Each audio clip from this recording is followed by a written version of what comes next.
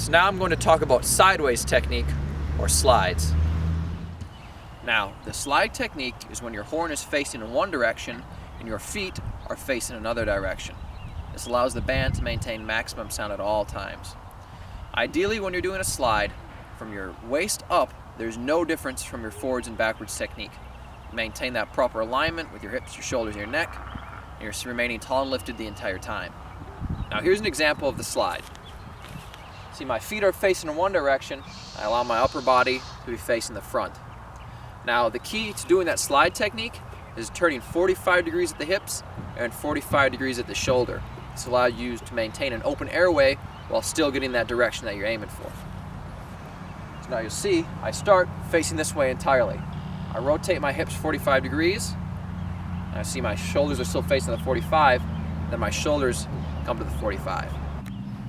Now, an important cue for you to use while attempting to slide is to think about pushing your back shoulder forward rather than pulling your front shoulder back.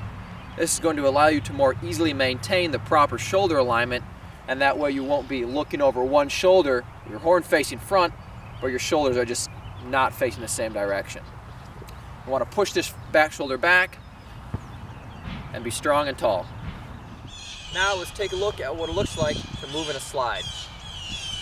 I have my feet facing this direction. I'm going to go 45 degrees from the hips, 45 degrees from the shoulder.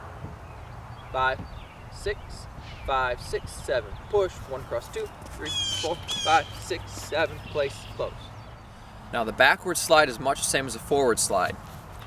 You have your feet facing one direction, 45 degrees from the hips, 45 degrees from the shoulder. The only difference is now you're stepping backwards rather than forwards. Now for an example of backward slide. 5, 6, 5, 6, 7. Push. 1 cross 2, 3, 4, 5, 6, 7. Place. Close. Now, when you spend time practicing the slide technique, you'll probably notice that it feels very weird or unnatural to do. That's normal. That happens to everybody. With more practice, it'll begin to feel more natural. It'll begin to feel more comfortable.